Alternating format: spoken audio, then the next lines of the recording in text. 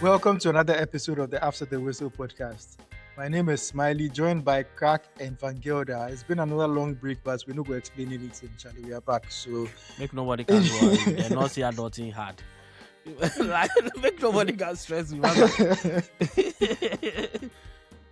anyway, like it's been a long week of football action because plenty things happen on the football pitch, off the football pitch. But for me, the best place to start is at Tottenham Hotspur, where they fired Thomas Frank earlier this week after just about 7 months in the job. It's just another domino falling in this chain of managerial sackings over the past, let's say, 6 weeks or so, because now we've seen Maresca being fired, we've seen Amorim being fired, we've seen Sean Dyche being fired, Thomas Frank. I think I'm missing someone.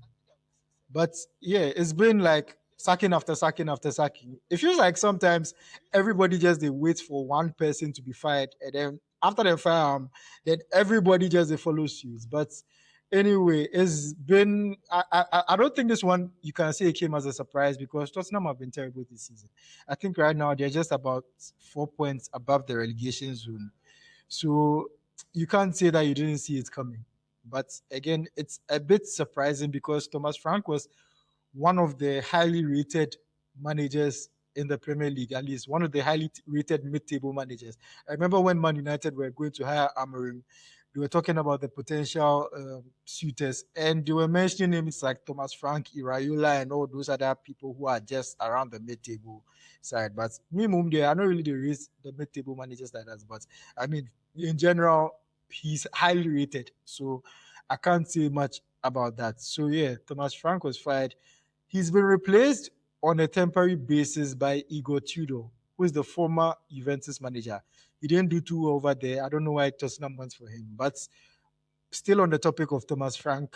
He didn't do too well anywhere. There he go 1 minute. He go Marseille. That side too. He didn't do too well.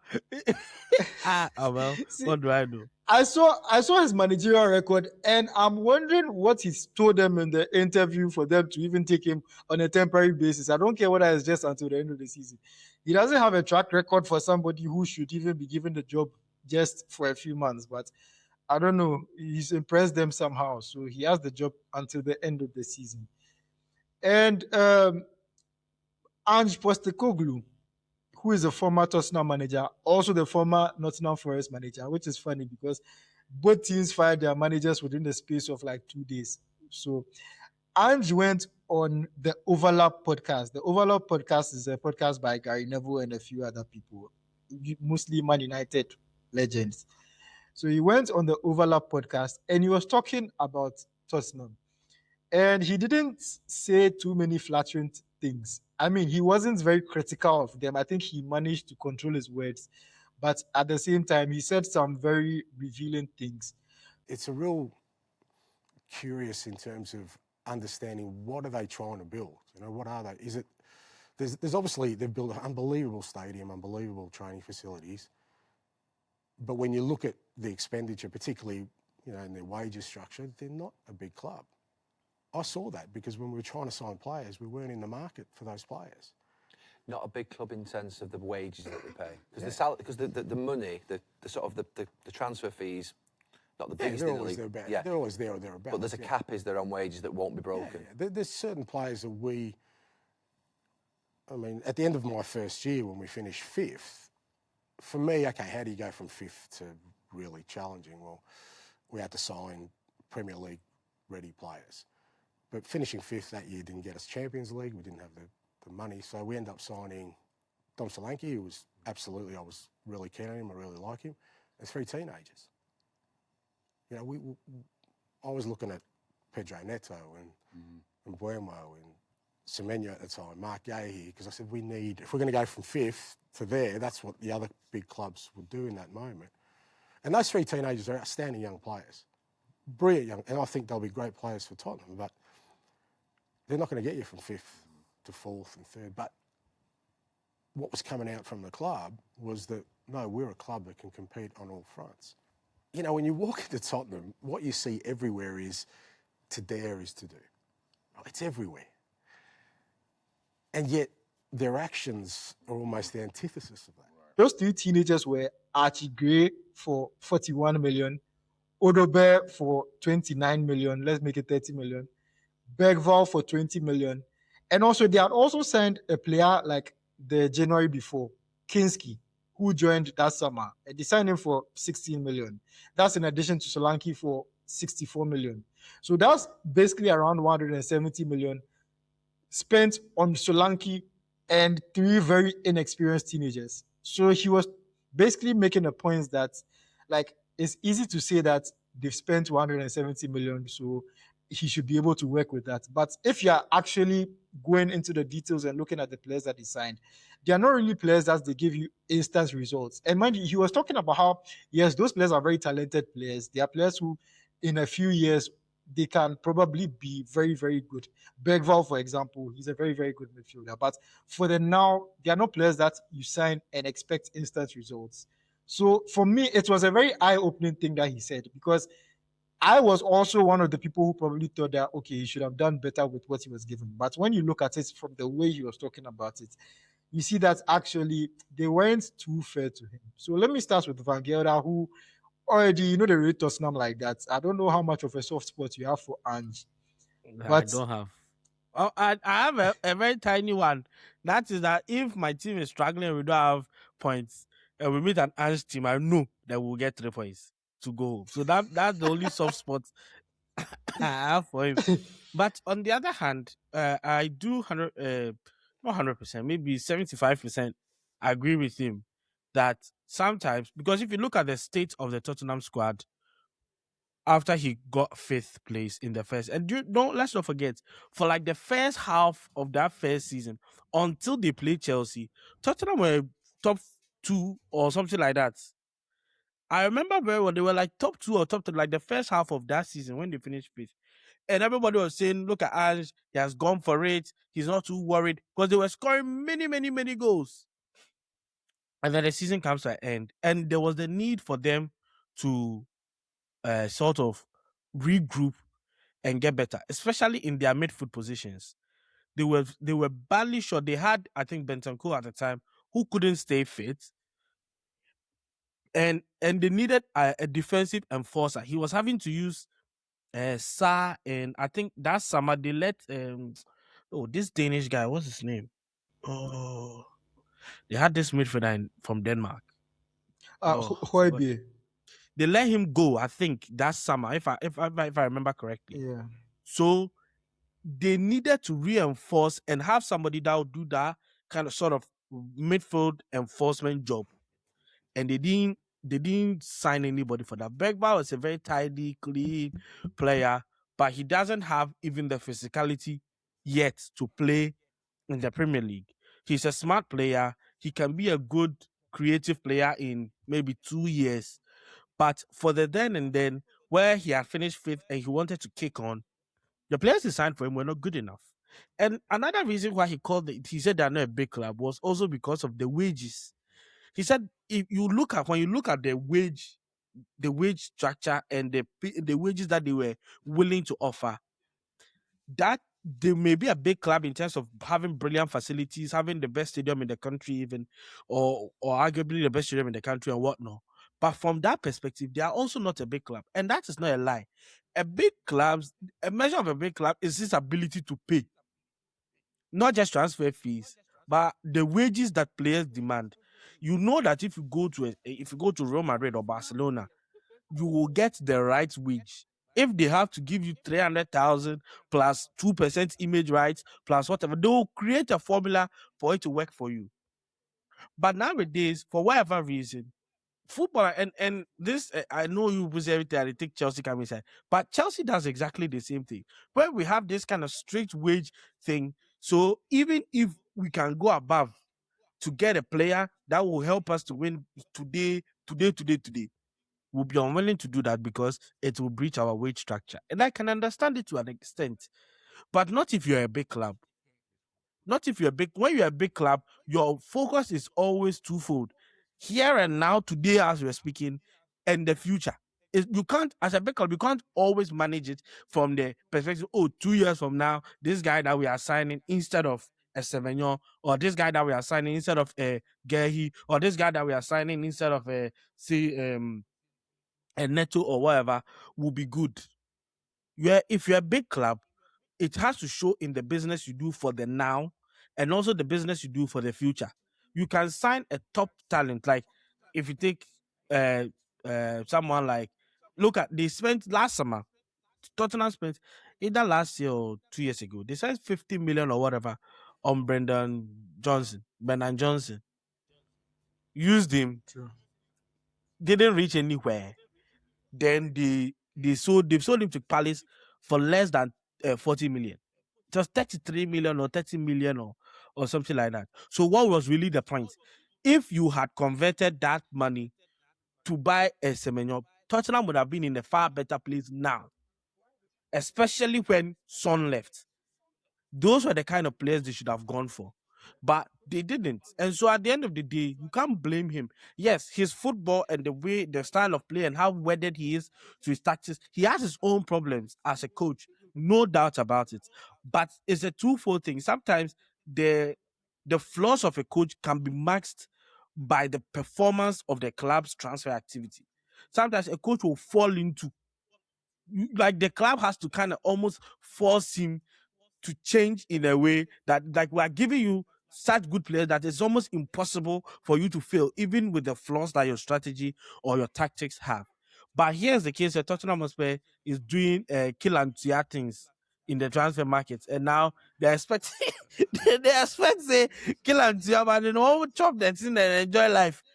It don't happen because the coach now, good data. So for me, I agree with him to a large extent that the transfer business they did for him didn't help him. Solanke is injury prone, so you can't just tell me you've signed Solanke for him and that's it. What's his name? Richarlison at the time was also injury prone. So you've got two injury prone strikers. Look at this season. Tottenham have played virtually half or more than half the season without Solanke. He's only just returned like 4 matches ago or something like that. 65 million or 66 million player. Only 4 matches the whole season. Well, I mean, what are we talking about? And for Thomas Frank, it's just another proof that sometimes you just for do you for day where you day after they chill. What with the song with dynamic they say, aha yo, aha, yeah, that be where you for day. They plays good, so just day there. Because you've done the step up. Now your what's the name? Keith Andrews or whatever, your set piece coach that you had is now a manager doing well. Everybody likes him. He's still in a job, and you that you consider yourself a better manager, you're out of a job.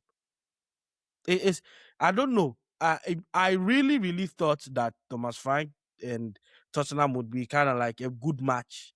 I've got no idea how that went wrong. I've got no idea. Sometimes you might be a good coach, but the size of the club just overwhelms you, and yeah, so good luck to him in the future. It's unfortunate, but I like him personally. I think he speaks well. I think he has some very clear ideas about how he wants his team to play.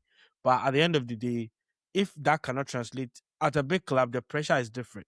Nobody has time to wait for you to go 12 matches without and he used to do that in Brentford. They can go like 10 matches without a win, large swaths of games, 10 matches, 12 matches, 0 wins. But because it's Brentford, nobody cares. Get your 40 points, stay up. Next season, we try again. But in Tottenham, nobody, they think they are top club. So you have to be up there and do whatever. That's why I got to, I don't know. Me, the only favor I need from him is that his first game is Tottenham versus Arsenal. He has to show me clear tinted in that game. If he's able to get the Gunners to drop points, the rest of the season, if you like make you fool self, I don't care. If Tottenham make mistake with and cast Stamford Bridge May 17th or whatever, then they have 3 points or whatever, so say they know go relegation. I'm telling them now, let's say you go play championship, but lie. That relegation, you go pay. So you were talking about how Thomas Frank, you thought you'd do well and everything, and I feel like that one is a very valid sentiment because looking at his track record, I think he was the longest serving Premier League manager outside of Pep and Arteta, if I'm not mistaken. He was at Brentford for 5-6 years, and Yeah. in this current era, like if you are managing a mid-table team for that long and you've never really been in a real relegation battle, even though you've not qualified for Europa or whatever, once you've managed to keep the team steady in those positions, I think you've done a decent job. But again, when you look at it in hindsight, I saw some tweets about Brentford and their style. I mean, everybody knows how Brentford operates. They are a very data-driven team. They look at the numbers before anything. And one very important thing about them is that they promote from within. They hardly go outside to hire managers. So when you look at it, you realize that actually it might be a case where they make managers look better. Because from when they were in League 2 or whatever, they promoted from within. The manager got them promoted to, I think, League 1 or so. That manager moved on. They promoted from within. That manager took them to the Championship. And then the manager who brought them from the Championship to the Premier League, which was it? The manager who took them from League 1? The manager who took them to the Championship left them in the Championship. Then they gave it to Thomas Frank. Then Frank got them into the league. And then he helped them to stay in the league. Exactly. Then he's moved on and then they brought someone else from inside again. And now the manager who took them from League 1 to the Championship was Dean Smith. Dean Smith was a Villa manager who almost relegated. I mean, he promoted Villa, but he also almost relegated them. That was a season where Grealish was basically doing everything for them, and we saw how it turned out. So he ended up getting fired around like October or something of his second Premier League season. That was the same team that Unai Emery came to take over, and now he's completely transformed them. So you could very well say that he was underachieving with Villa, considering what Unai has come to do with Villa. So the whole point is that Brentford are not exactly a team you should look to when it comes to managers, because it's kind of like a plug and play thing. They have such a solid team around their managers that you can just pick anybody, put him there, he will do a decent job. If he goes, they'll just find another replacement. Because right now, the replacement for Thomas Frank was their set-piece coach. So that one alone should tell you that, like, this isn't a team that you should be going to for their managers. Because as of now, he has Brentford's highest points total at this stage of the season. So which means that he's outperformed all of Thomas Frank's seasons, which is an incredible thing to think about, because not only is Thomas Frank no longer there, they also lost Wissa, they've also lost Mbumo.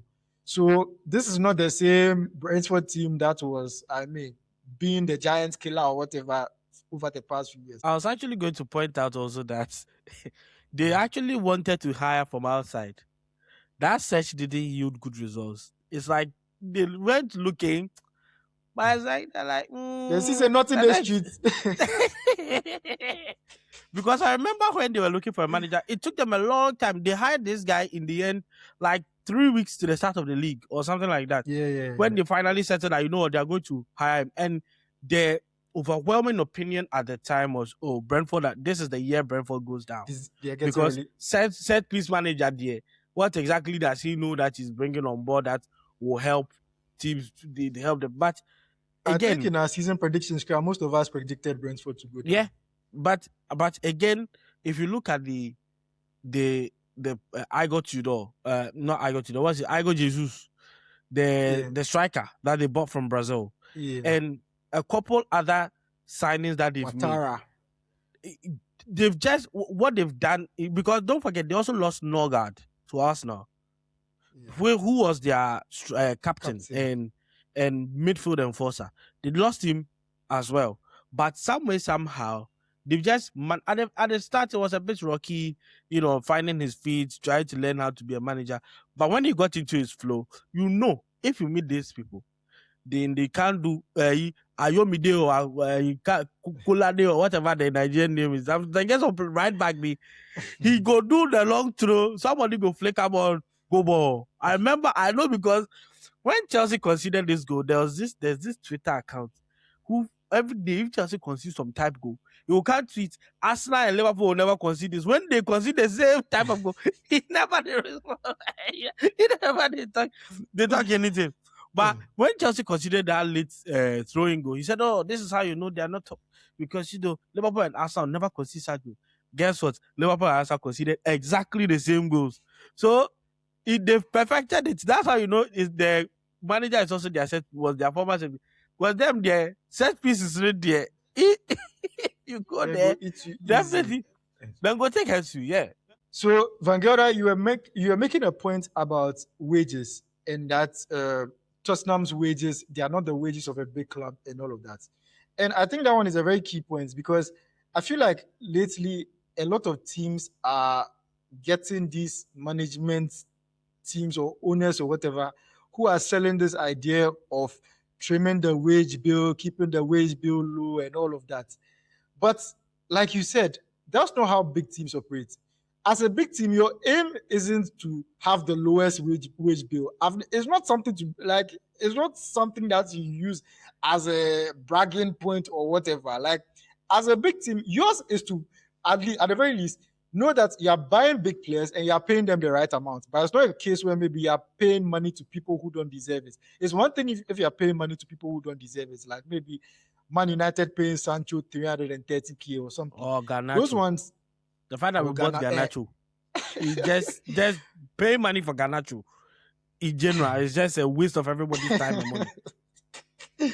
But yeah, like the important thing for a big team is to make sure that you're paying the right players the right amount. But it shouldn't be a case where now you're looking at having the 8th highest wage bill. You're looking at having a very small wage bill. Your aim should be to have, because in the end, your wage bill is what to tell you the type of players that you have in your squad most of the time. I have another whole talking point about this whole thing, so I don't want to go too much into the wage bill issue. But generally, like as a big team, you shouldn't be happy when your owners are trying to sell this idea of a low wage bill to you, because they are doing business and they are making you believe that they are in there for sporting reasons. It be business and they do what they take deceive you.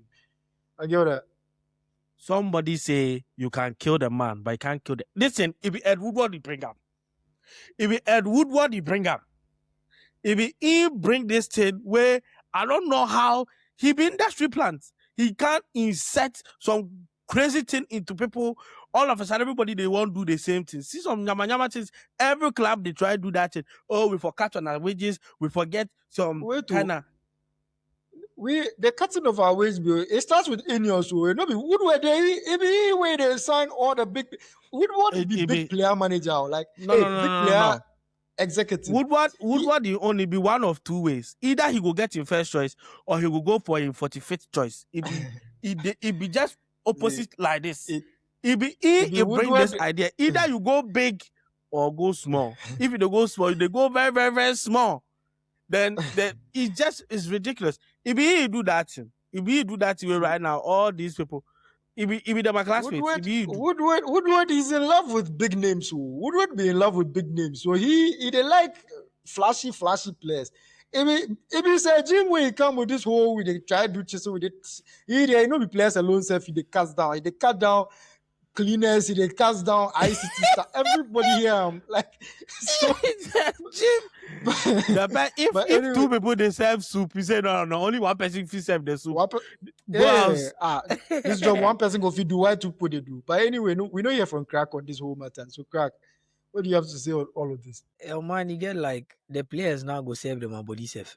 If he get like some player privileges safe, it will come out from them at all. But you are getting it wrong. Ed Woodward never went below for anybody.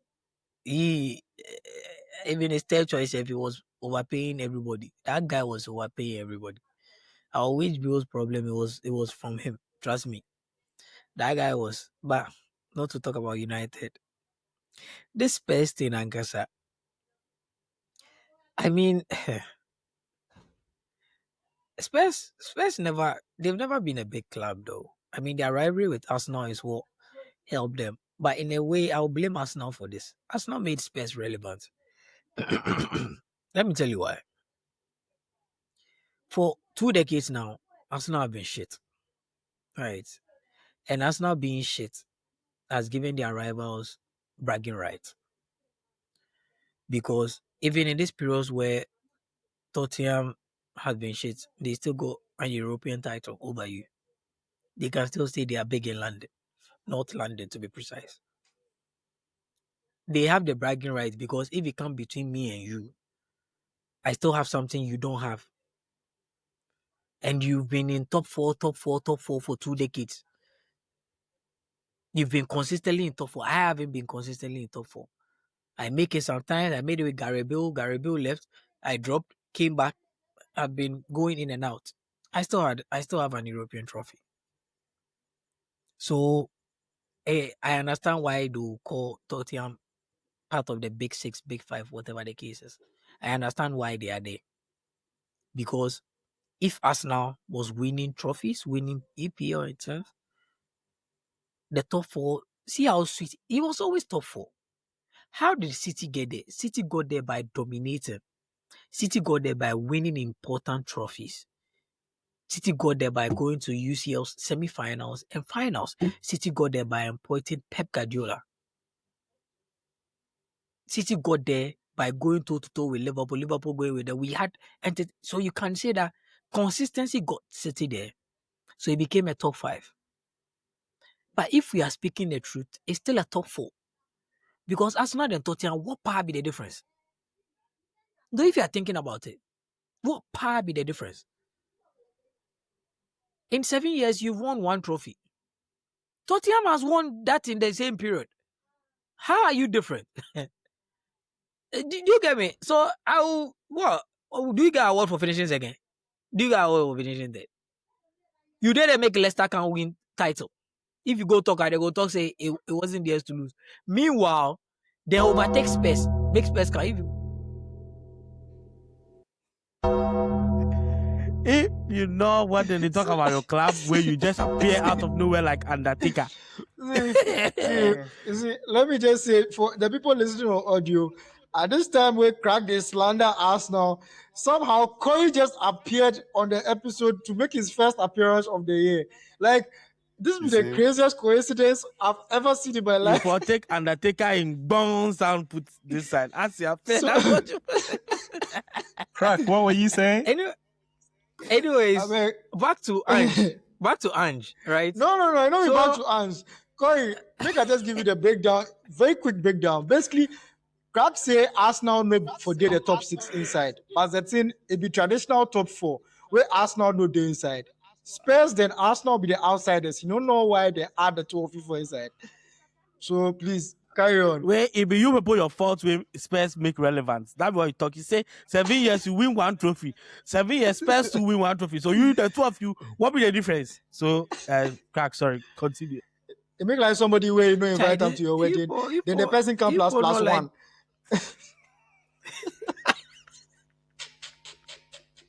This is the best analogy, and this is what I'm saying. This is what I'm saying, right? The North London clubs, both of them, right? Then they behave like stepbrothers. Don't be like twins, so then they behave like stepbrothers because the gap way Arsenal forgive, and I know Corey will agree with me. The gap way Arsenal forgive Spurs makes Spurs not get that bragging right. They never did do one. Because at the end of the day, make I give you an example. At the end of the day, Pep can't dominate. United has been shit for 8 years plus. I'm not gonna lie. Only finished second twice, second and third. He don't win anything. If they talk say did only win anything. If the same thing, if Arsenal they finish second and third, you are not getting anything. But mind you, we win FA Cup, we win Carabao, right? We've won it. If I start counts from Zlatan in time, we won a couple of trophies. We win Europa. We win Carabao. We come back and win FA Cup, win Carabao. In that same period, if they count, we win trophies past Arsenal.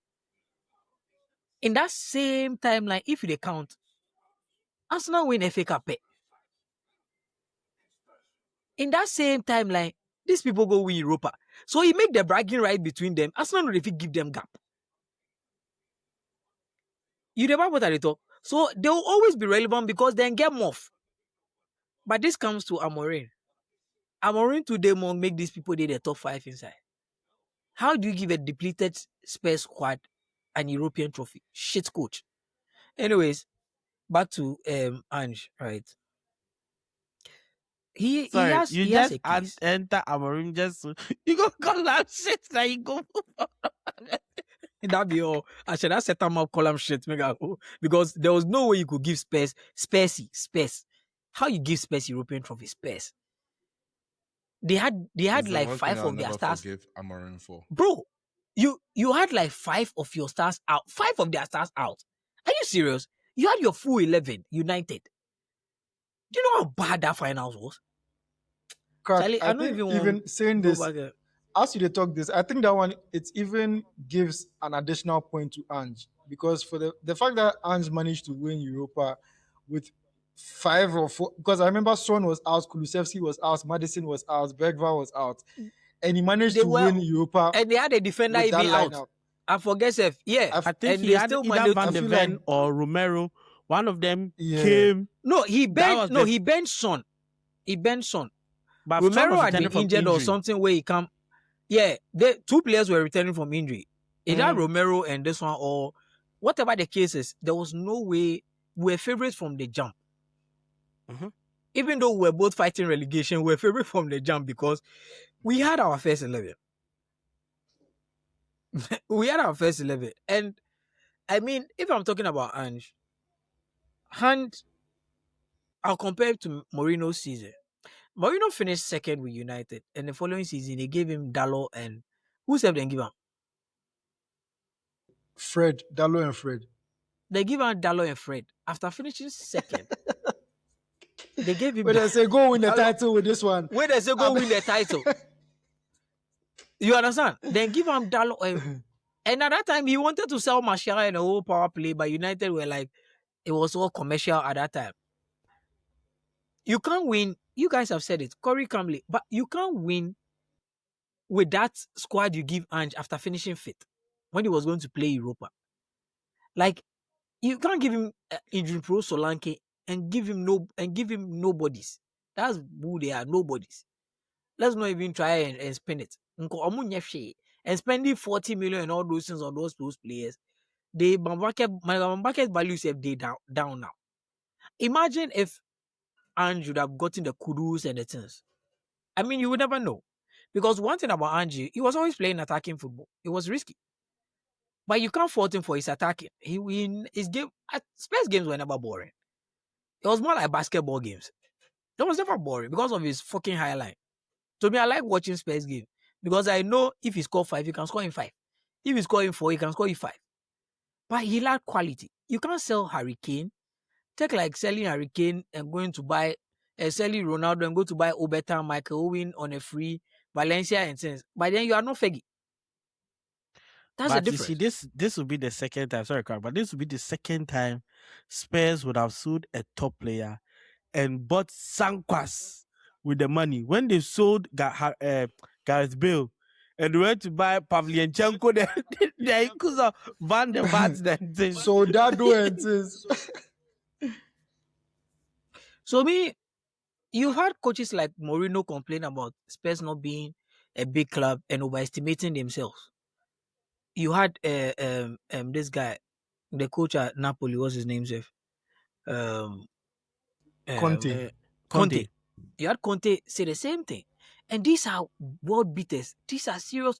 And me, when they appointed these people, say, I was like, hey, Spurs, I knew it wasn't going to work because these people need some caliber of players and some level of spending that Spurs guy, you weren't going to do to support them. Right? And I feel as if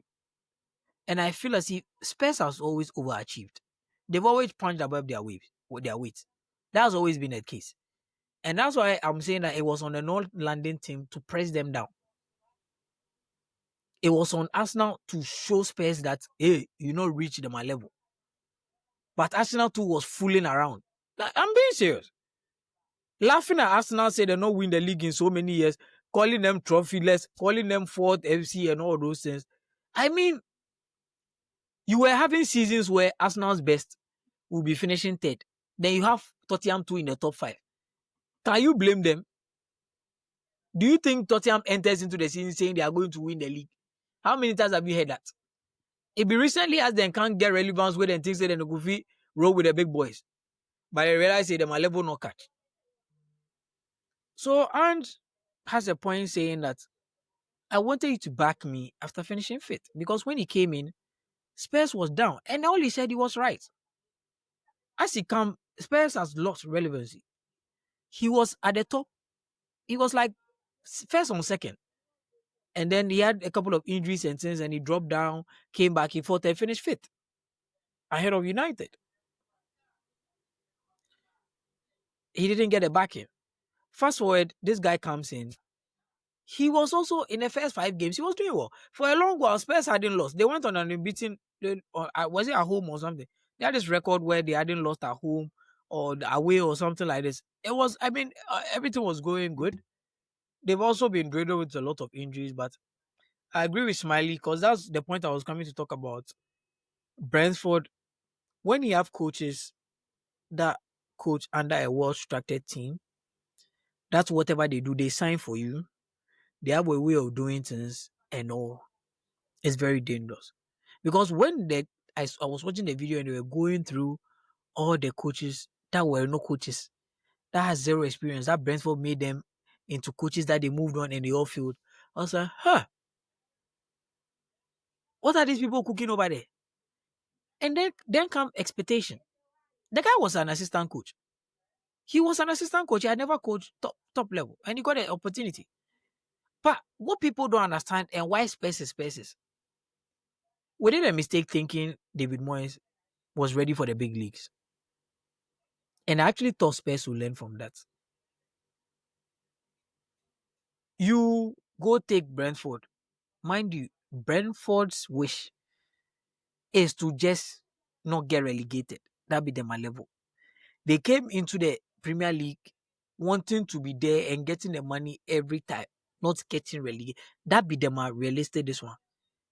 Top 8 was never a reality for them. But this guy did well. They punched above their weight. They were sometimes they became a constant mid-table team. They were threatening the big teams at all. But that coach, they no reach Spurs. But if you spin them to, that be Spurs them a level. Because who is Spurs? Who be Spurs? Them a level now that. And I always say that sacking Pochettino was the beginning of their downfall because they thought they were better than Pochettino. They thought they would do better than Pochettino. But they don't understand what Poch did for them. There are some marriages that is supposed to be there forever. It's just like Everton and David Moyes. Same thing West Ham did. They thought they were better than David Moyes. Moyes left. How many coaches came? They've been suffering. They've never had a good season ever since Moyes left. So some teams are there, therefore be real to themselves. That guy, your best level will meet him. You see that top 5 you see over there. You go to change, you go to change, you go to change, you go to change. But the constant 4 will always be from the top 5, not the top 6. I'm not adding space.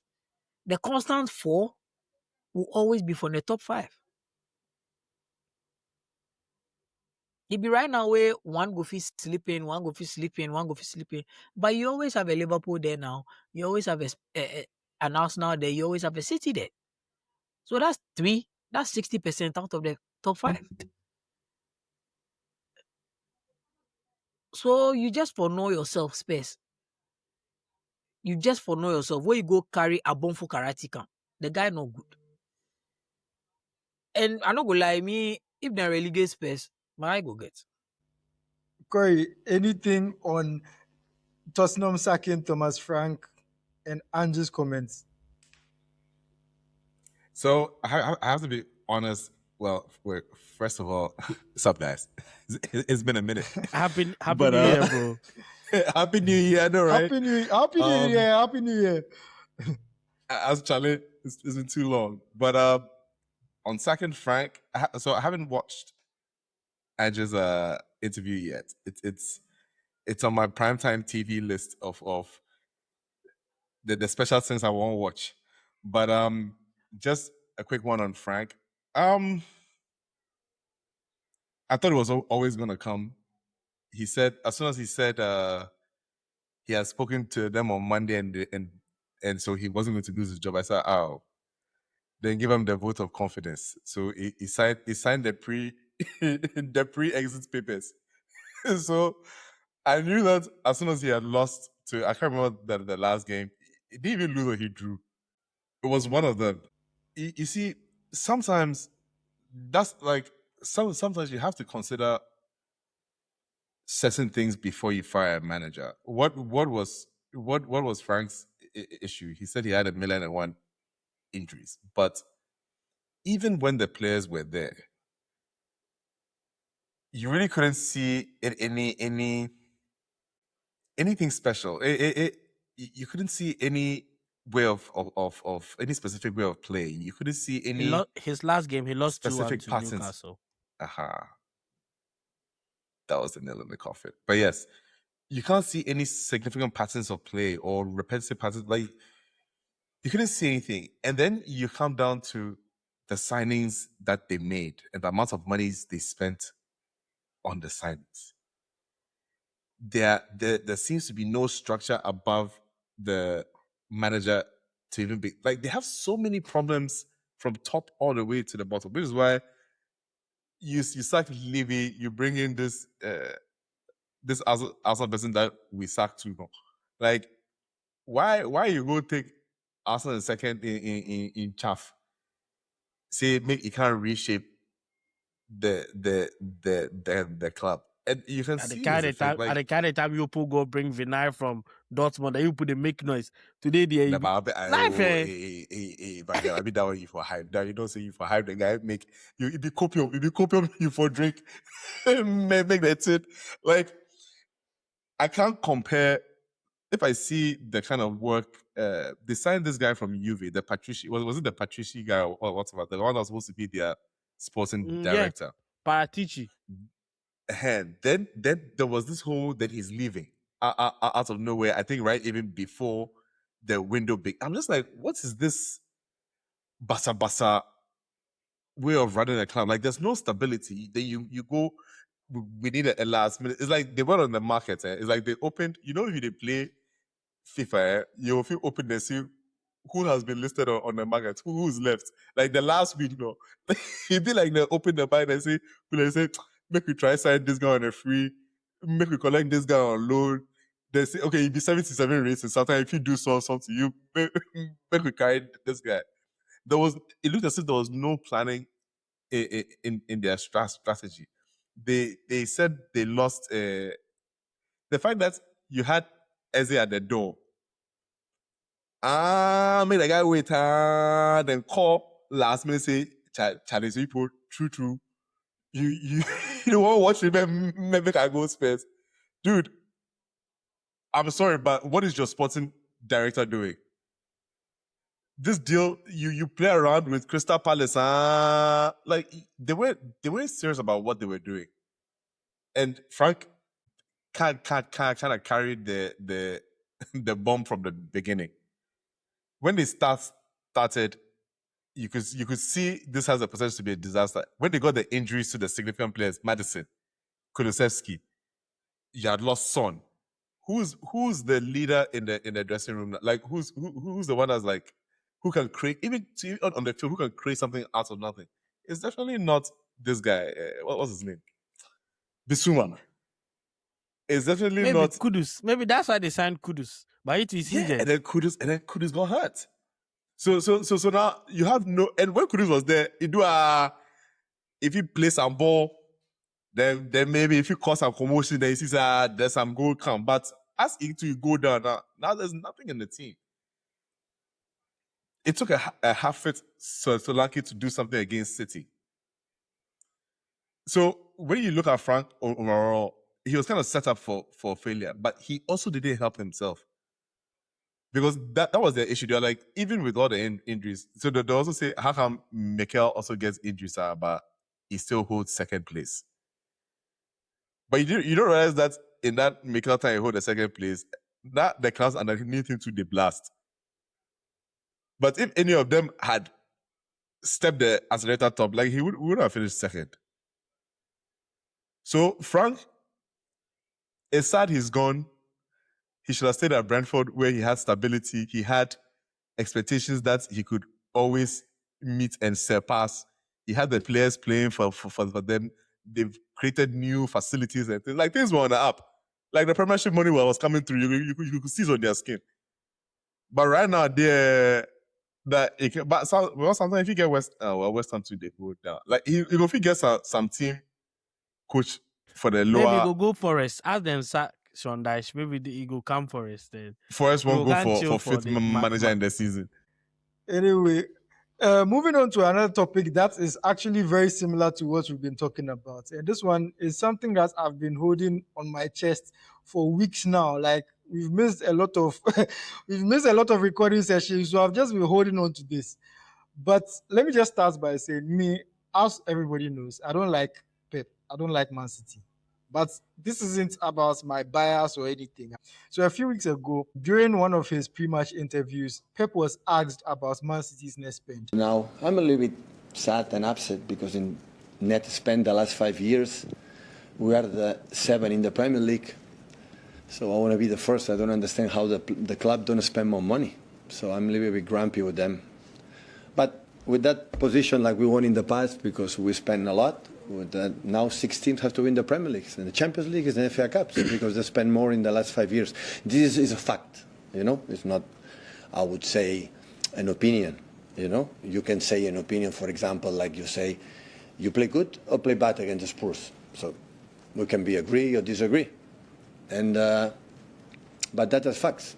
So good luck for the 6 teams who are in front of us to spend net in the last 5 years. Let's go.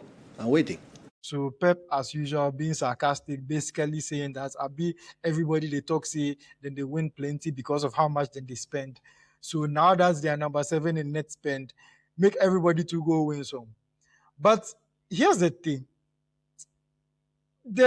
I feel like this entire net spend conversation, the fans, the clubs, the coaches, whoever, they've lost sight of why net spend even became a thing in the first place. Because net spend is not just something that we just talk about in isolation. There's a particular reason why net spend became a talking point. And net spend, it was mainly in relation to maybe a team losing a player and having to replace them. It's in relation to like maybe the balance between the players you lose and the balance between the players you sign. I think the best example to use is Liverpool and Coutinho. So Liverpool sell Coutinho for what? 140 million, 150 million, 160 million. And with that money, they used to sign Van Dijk, they used to sign Alisson. So the whole idea is that we lost a very important part of our team, and then we used the money to sign other players to fill other parts. That's how the whole net spend thing came about. And also, obviously, just to prove that your club is being run in a sustainable way and everything. But one key element of the whole net spend conversation is that, okay, if I lost this player for this amount, I had to use the money to go out and go and buy other players to fill whatever gap that player left. So that's where the whole conversation from way back, that's where the whole conversation came from. Now, that's very different from what Man City and certain other teams are doing. I won't mention the other teams, but it's very different from what Man City and the rest are doing. If you give him I'm not gonna mention. Right now, my main focus is on Man City, so I don't want to throw punches in other directions. Man City my main focus, but like I'm saying, what I've just explained is very different from what Man City have been doing, because Man City, first of all, everything that they are right now is because of the fraudulent things they did in the past. So for me, I hate it when people try to put aside what they did in the past because now they are doing things the right way. They select the starting year. They select the starting year. Exactly. Like 5 years ago. So now we are in the clear. Like, for me, if you are looking at Man City, you cannot isolate them from the reason why they are facing 115 charges right now. Because everything Man City are right now is because they managed to prop themselves up so much in the past that now they are able to stand on their own. But they're standing on your own is because of something where right now you defeat stand on your own. You make like, say, maybe a sprinter who started his career using performance-enhancing drugs for years. He was using performance-enhancing drugs, and they never caught him. And then at some point, even though they no catch him, he say, okay, right now, I will start the run clean. I'm not going to use the drugs again. But the thing is that even when you stop using the drugs, but the thing is, right now, even when you stop using the drugs, you are still going to benefit from the past usage. All the scientists and code will tell you that even when people stop using the drugs, you still benefit physically to some extent, which is why the ban for performance enhancing drugs is usually very long, maybe 4 years, 5 years or something, because the whole idea is that you are still benefiting whether they caught you this month, this year, and now they give you a 1 year ban. It's not going to make a huge difference. So just because Man City, they were able to prop themselves up, stop doing whatever it is that they did to prop themselves up, and now they are operating clean. That one, we don't even have full evidence that they are operating clean. So now I make like, okay, now we can put aside what they did way back, and now we just look at what they're doing now. For me, it doesn't make sense because, first of all, one of the reasons why Man City are even able to attract this type of players that they attract right now is because they pumped so much money into shady sponsorship deals. Their owners were paying their money through their own companies. They were paying managers, for example, Mancini. One of the 115 charges is that they paid Mancini through a shell company just to top up his salary. So let's say the wages Mancini is asking for is maybe 10 million a year. Your books say you can only pay him 6 million a year. So through one of your shell companies, you pay him 4 million to balance it out. All of these things led directly to success that you were able to acquire. That success led you to be able to attract more players. So it's all linked to each other. So you can't say that, okay, now Mancini, he left 11 years ago, so now it not really counts like that. Everything they did is linked to what they are now. So even, let's say, them being able to sign a Haaland, for example, it's because of the status they've acquired through the shady deals they did in the past. So you can't just isolate anything when it comes to Man City. You have to analyze everything in totality. So my whole point about Man City is that, like, when Pep says this thing about their net spend, they are now at the bottom. Like, even right now, whether you are 7th or whatever it is, you have players who you wouldn't have been able to sign if you didn't benefit from the shady deals that I've already highlighted. You've even gone too far. And you have managers you couldn't have signed without managers you couldn't have signed, which is a very important factor. Without these shady deals. Exactly. That's the underlying thing. Pep would not exist. That's exactly. The whole Pep era wouldn't have happened if you hadn't done all these shady deals. And then on top of everything too, this is their net spend. When I talk about how Liverpool, for example, is all about using the Coutinho money and spreading it across and all of that, Man City it's not necessarily like that, because when was the last time you saw Man City losing a player they actually wanted to keep? How many times do you see Man City losing a player they want to keep? Most of their net spend money is them selling players who they farmed in their academy for the purposes of selling the person for profit. Like, that's one of the things that they were able to do out of their shady deals, because they were able to build up their academy, sign the best talents from all across England and across the world, just so that they can farm them and sell them. Because honestly, it's only recently that Man City started integrating academy players into their team on a much larger scale. For Pep's first 6 or 7 years, who was the academy player who had made more than maybe 15, 20 appearances for the first team? Foden. Who else? It just be recently when they start integrating them, O'Reilly and that other guy with the afro. Nobody know in profile, whether it be right back, left back, midfielder. Oscar here's Bob. that type. Never Oscar Bob. The one he play right back, he play left back, he play. O'Reilly. Not O'Reilly. There's Lewis. another one. Nico Williams. Rico Lewis. He's sharp for Rico Lewis. He's sharp fucking. Wait, Is it Nico Williams? how many games Palmer play? Palmer played like 10 games. Yeah, he was more like, they use him more as an impact sub. And even I was even coming to that. I was even coming to that. So, for example, like if say you have maybe a particular window. I'm not saying they signed all these people in the same window, but let's say you have a window where you sign Haaland, you sign Rodri, you sign Ruben Diaz, and then in that same window you sell James Trafford for 25 million, you sell Cole Palmer for 45 million, you sell Lavia for 25-30 million. Now on your books it looks like you sold players that you have to replace, and you use that money to sign new players. You sign Haaland. But all of these players are not players that you were ever going to use. all of them were mainly raised through your academy for the main purpose of selling them. And then you sign players that most teams will not even be able to sign. Because that's another problem with looking at things just from the net spend perspective. Because, for example, you look at, and it's not even just about net spend for me, it's about transfer expenditure in general. Because one thing about the Premier League right now is that most teams can afford to spend maybe 70 million, 80 million on a player one time. Even maybe the bottom 5 teams, they can get up one day and say, I'm going to spend 80 million on this player. The main problem is paying the wages that come with buying a certain caliber of players. So let's say maybe Newcastle go and sign Walter Mada for is it 80 million? Mm-hmm. On the books, Man City signed Haaland for 60 million. Can you say that Newcastle could have used the Walter Mada money to go and sign Haaland? That'd be the flaw with just using transfer expenditure to say that, okay, this money, I could have used this money to sign this person, you could have used this money to sign, or we should all be judged the same because we all spent the same amount, or you spent more money on Walter Mada than I used on Haaland. So it means your expectations will be higher than my expectations. That not be how it work. Newcastle, the last window, they signed Ilanga for 60 million, they signed Walter Mada for 80 million, they signed Wissa for, is it 50 million or something? But 40, when you look at their 55 or something. when you add all of the wages of all of these players, I don't think it even comes up to Haaland's wages.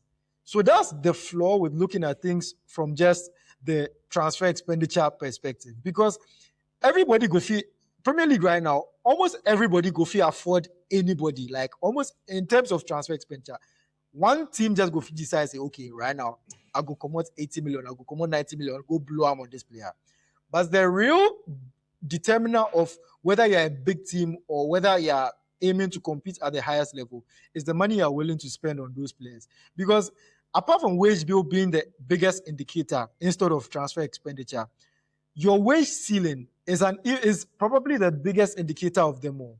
Because Man City right now are probably spending 500k on Haaland. How many teams in world football right now can afford to pay one player 500k?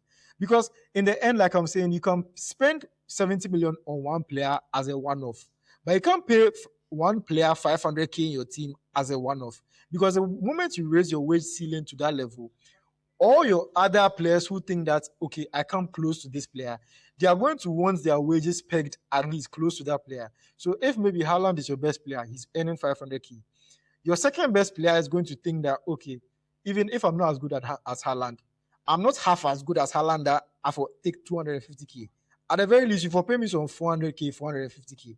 That's just how it works.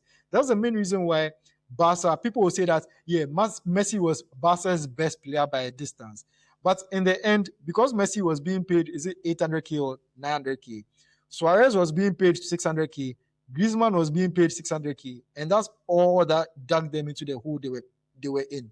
If Messi was earning 500k, they would probably have been able to pay all those other players 400k, 350k, or whatever. But the moment you pay somebody a certain amount, everybody else is going to expect their wages to be pegged against that amount. So right now, as things stand, Man City have the biggest wage bill in the league, I think, by a stretch. And that is what you should judge them by.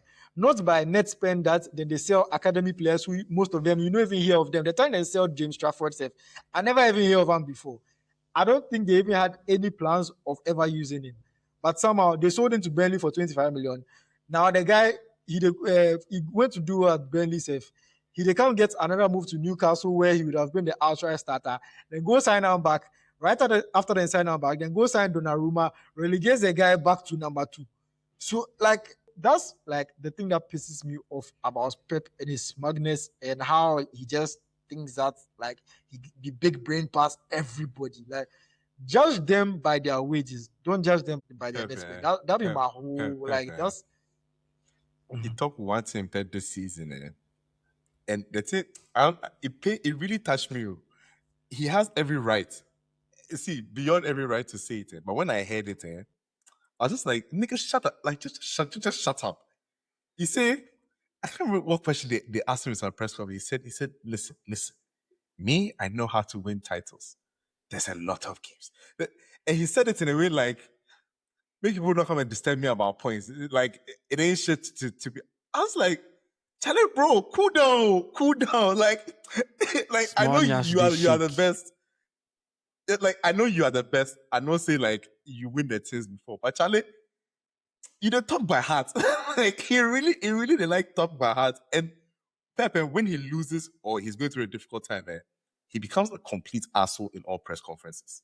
Like everything they ask him, you give the reporter some stupid answer back, make the reporter look like, bro, like we just try to busy you, say like why how the maybe how the injuries impact. He said injuries, what not injuries? Everything has injuries. Like we do like you give me some stupid answer, make you see say why they ask me this question. And me that is smugness with the team with the hurry up and leave the prep. You get some by heart talking way, Charlie. Me, they check me. Honestly, they check me.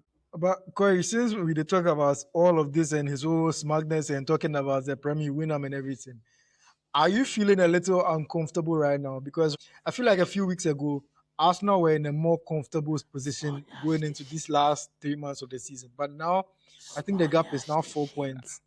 Some wobble come there inside small. And everybody knows I'll as tell you the Man honest City, truth. you don't want Man City breathing down your necks, honestly. Whether they're Small in good nyash form dey or shake. not. Yeah. Yes, it's true. But I also don't think anything is different.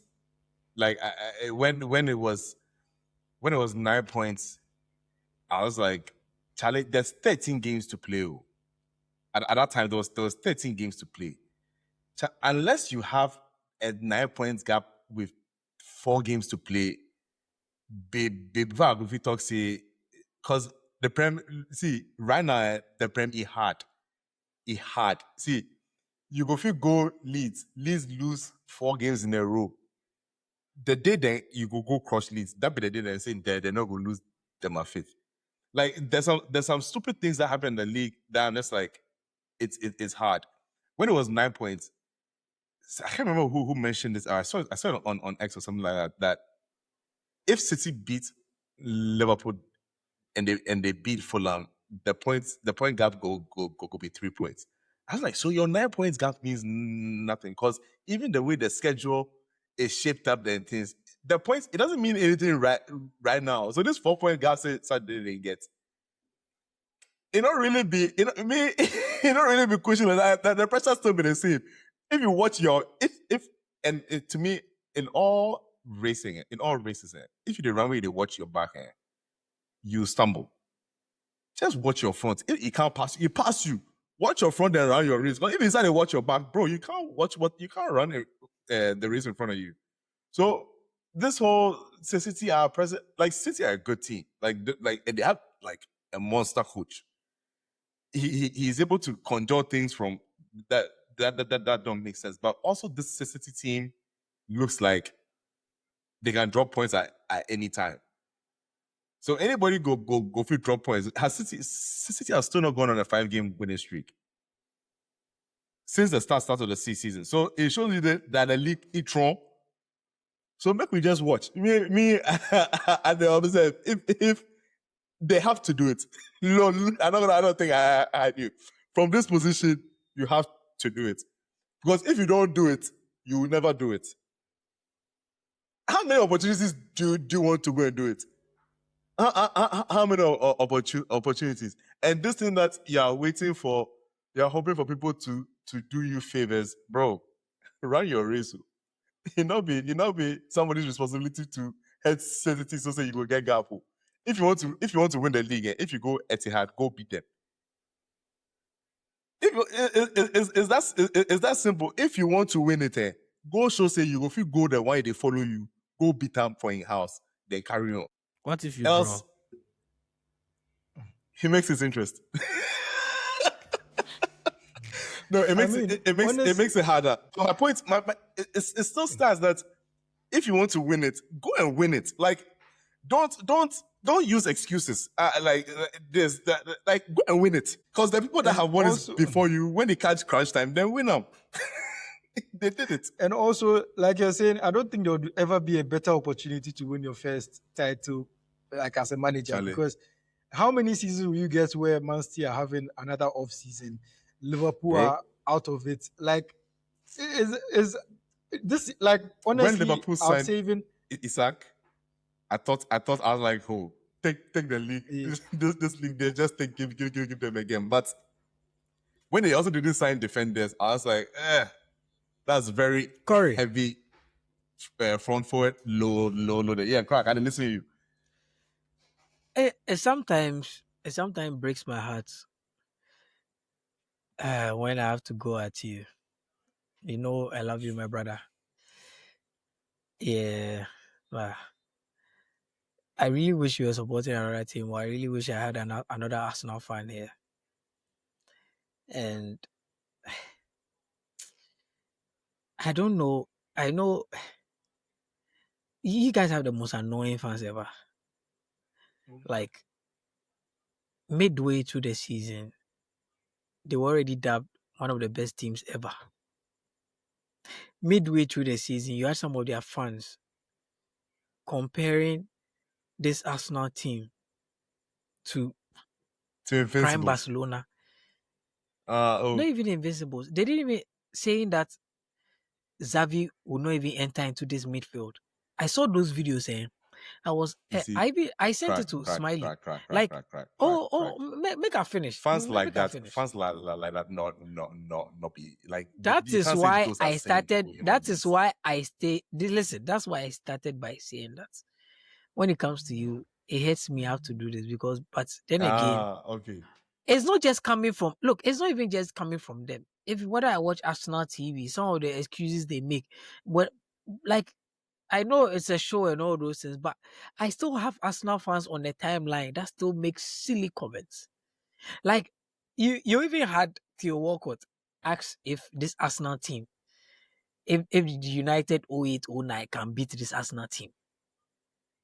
And I even said, Arsenal 08-09, this team said no go beat Nasri. This team no go beat Nasri, Van Persie, Fabregas and Tens. This team no go beat them.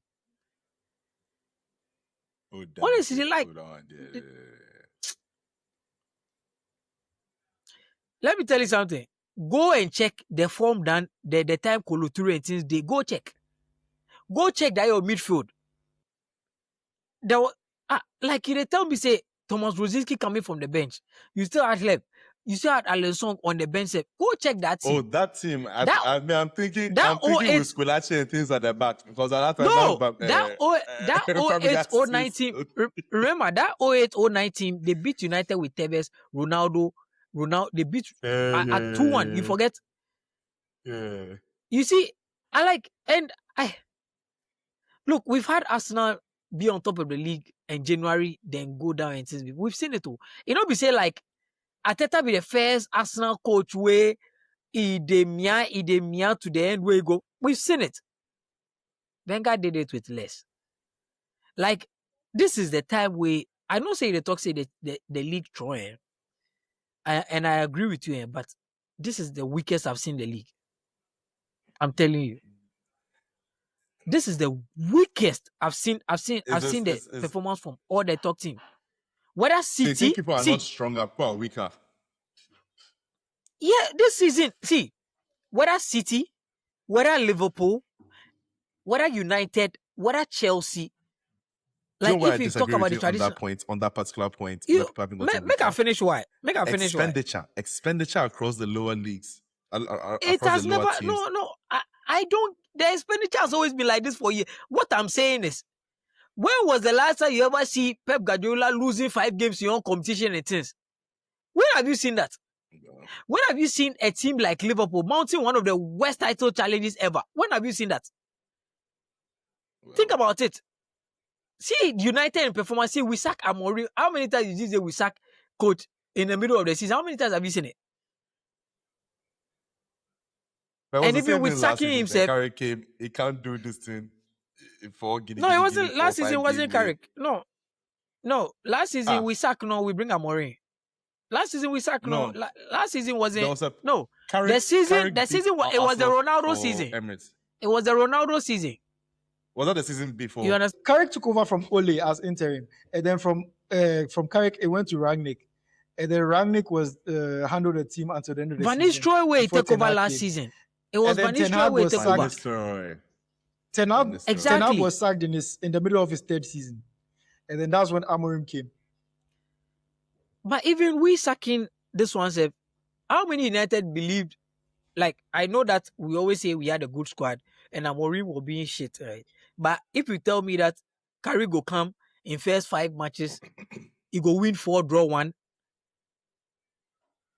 I not gonna believe it. Against the top two. Exactly. It's too good to be true, right? And I've seen Pep Guardiola this season. There was a point where, look, everybody had given it and were like, Arsenal, like, take them. Almost all the pundits were saying Arsenal has won it. Because City, the usual City way will come 10, he had no De Bruyne. De Bruyne way will come January from injury and things, they go see no, bro, then they go on 11. For 3 months. So many people. It not go make you hear. Bro. Do you get it? And we're saying that this City team doesn't look like a team that will go on unbeaten run 11 and all those things. Mind you, Arsenal haven't lost 3 games this season. No? You people don't lose 3 games this season. No? And you are still, if I maybe you've lost 3, but you don't lose 4. I not check and right. But you are still 3 for only 4 points Villa, ahead of City. Liverpool and United. Yeah, so you lost 3, right? But even with that said, how many games City lose? You know what I'm saying? And you are yet still just 4 points ahead of them because you draw more as well. You understand? It's not like, it doesn't make sense that City is supposed to be chasing you. It doesn't make sense City is supposed to be chasing you. Like, this league has been poverty. And I blame Arteta, and I'll blame Arsenal have Arteta only for bringing won up one match more than City. They've won 1 match more than City. They've drawn 1 match more than City. And they've lost 2 less than City. So if we that's what I'm saying. Then considering that if the draws way worry them. Have been quite poor this season. It's well, me mom, I need Igor to show me something on Saturday, whatever they call it. Oh, and me, like, I'd rather Arsenal go win Champions League than win the league. I'm not going to lie to you. In fact, speaking of where this, are we the Champions League? In fact, now that you bring this up, I want to ask Corey this because every season there's usually one team that as at February they're in all competitions, so they start talking about quadruple, and then by a few months after that or a few weeks after that, then they will come out them from a few competitions and everything. You know that thing Arsenal, they say if they win 4, they'll be the greatest EPL side ever, better than a treble, better than an invisible, better than. I mean, if they win 4, they have a conversation to. Charlie, I don't know they'll be within their rights to say it. But they will Corey, never I just win want to ask 2, you, let alone 3, Corey, to go to 4. Corey, Media, I just want to ask you this. So, considering that you're in 4 competitions right now, and you're actually doing very well in all 4 competitions, like in the Champions League, you topped the Champions League. The best team in Europe. Which is not it's not an easy achievement. You're topping the Premier League right now. We've seen you beating Wigan 4-0 today in the FA Cup. Yeah, in the Carabao Cup final too. For all intents and purposes, like at the moment, you are looking very good for that quadruple. But how many would you be satisfied with winning this season? Like, out of the 4, maybe let's say, would you be happy if you ended up winning just 2? And that 2, let's say you end up with FA Cup and Carabao. How would you feel like? Hey.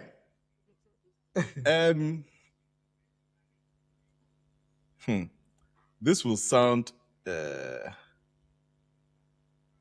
minimalistic or small-minded. I only want 1.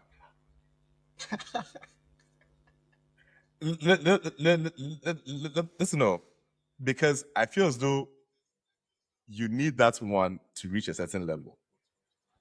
Like, meant to unlock, like, for me in my head, Arsenal are locked.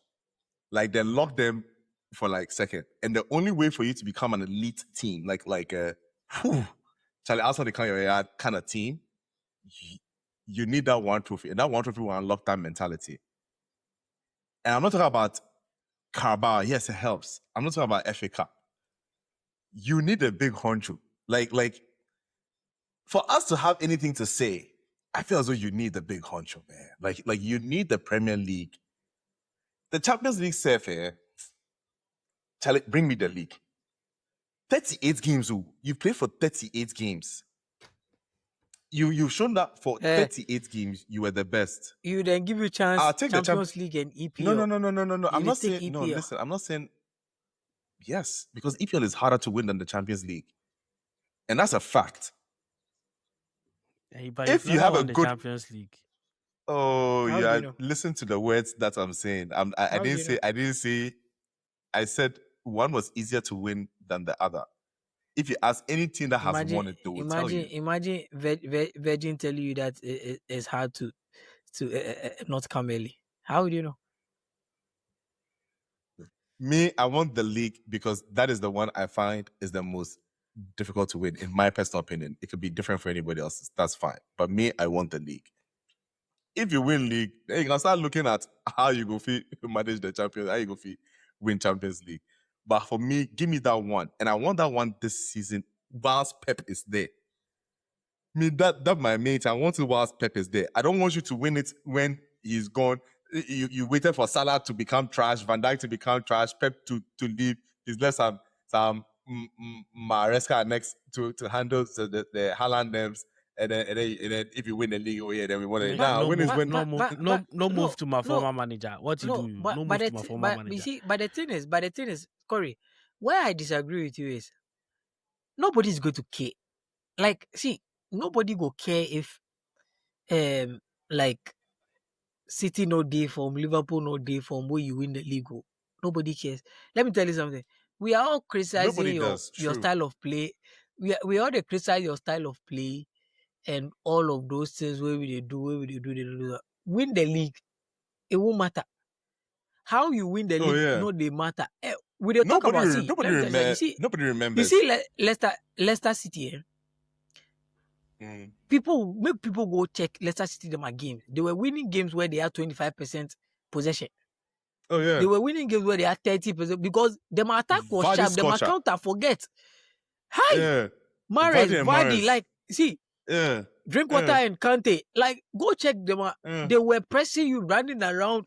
They weren't possessing plenty. Papa, 1-2 through lobby to Vardy or lobby to Mahrez, True, catching nobody side. remembers. See, they'll kill you. But they talk about them and go like, yeah, like do you get it? Nobody will care.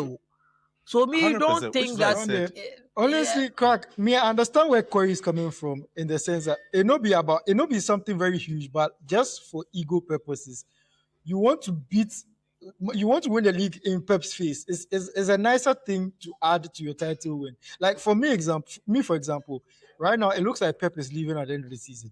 One thing it always go pain me be say United never finished above City in Pep's time in England. We finished above Liverpool and Klopp twice. We finished above Arsenal. We finished above a number of other teams. But Pep is going to leave England after 10 years. And United have not even finished above them even once. Even in the seasons where City have been at their worst. So me, like, you know they may say that if you win the title without Pep being there, it takes It doesn't something mean away anything. from Exactly. it. But I want it's it about this what year it adds in to it. particular. Yeah. Charlie, It's about what it adds City to it, them not are- what takes away from it. City them are West still better past one at best in recent years. I'm one of those people that you see, the people complaining about Pep winning 6. Let me tell you something. Pep wins and goes. EPL will still be the team, will still be the league where stress Pep fucking make you run away from football. I'm telling you, whether I wins it or not, I will still take that small win. That guy, the guy sees Shaggy more for here than anywhere else. It be here where we see Pep the scratching head. That is, we saw a more frustrated Pep. We saw a defeated Pep. We saw Pep that was flirting with exit. Countless time over here. On the other side, he just finished there on Bombabium. It be we show Pep say guy, and we were the one that we gave Pep more reason to be spending. He can talk about net spend and all those things, but still the record will show that with all the charges, with all the makululu, it will still make his title wins. They'll bring it up, the investigations will be there, everybody will know what they were doing and all those. Everybody, even Barca way they dominate, then get that this one say, then get that my doctor way they do this or all those. It's still there. I don't care. Me, if Pep left today with the title, Arsenal win the next season, Arteta would have still achieved the same. I agree with you when you say yes, it would have been nice if you win it in Pep's face and all those things. But it will not dwindle his legacy. It will not affect his legacy. Pep's legacy is cemented, win or lose. Do you get it? That one there is But my true. only, That one there but is my true, only but problem is, from- but my only problem is, no way Arsenal should have made this title race a close one. No way from 9 points it should have reduced to 4 points. They've even had opportunities before the 9 points to make it 9 points. Whereas if they had reached this, if they had been the same type of results to counter, they would have been 12 or 15 points. Guy. So from the Villa game to the Forest game, those two games be the games that they could have pushed City on, and they did it. I said, if you know one winner, man, they did it. Last recording, Smyly, we're all talking about him knowing that Pep is not going to have a last dance. Him knowing that Pep is not going to win on the highlight the way Fergie did, drop the mic, won and retired. We're all basking in that because we all believe that there was no way City, they can't challenge you guys, push you to the end. I'm telling you, we all didn't think this. We're all doing Arsenal against, but we knew in our heart that guy, this is Arsenal's to lose. I said this thing after how many games and they were attacking me on Twitter. Because Arsenal was a well-oiled machine. Arsenal wasn't playing beautiful football. Would this, you see, my point, what you're saying, this is what has been for every week since about like October. 1 week, City is closing in on Arsenal. Second week, Arsenal is leaving City. Then 2 weeks later, City is closing. It's been like this, flipping back and forth. So I stopped listening to anything because 1 week. Haaland is having one of his worst. Is having his worst season coming to England. Think about it. The Babanga is having his worst season since coming to England.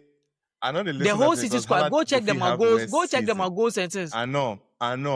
But the thing about CCBC, you can be there one day, then Foden strike ball from some fucking yards. You can be there one day. That day that Haaland shine, that game that he shined the game before, this particular game, he could fucking score a hat-trick. See, I know they listen City still have weapons, serious weapons. That's the menu them mobile when they cook farm make it just they place balls into corners anyhow they score plus random parts of his body they see they are still a threatening team. So if you want to go and win it, If you also know one winner, man, then they where you there. It made that team at the pass. Every day you take your fans go emotional roller coaster dances. Master, if you want win them. Truth be told, if you guys not win this season, you are not winning it again. Because let me tell you something. Psychologically, the players will be fucked. Psychologically, it's done. Yeah, it's done. I'm telling you. Yeah. I'm telling you because I remember having this argument. It will take a different coach. It will take a different coach. If you want to raise them up again, it will take a different coach. I'm not listening. I've been losing 3 times. I'm not listening to that shit where he comes into the dressing room. Make it happen. If he lights bulb.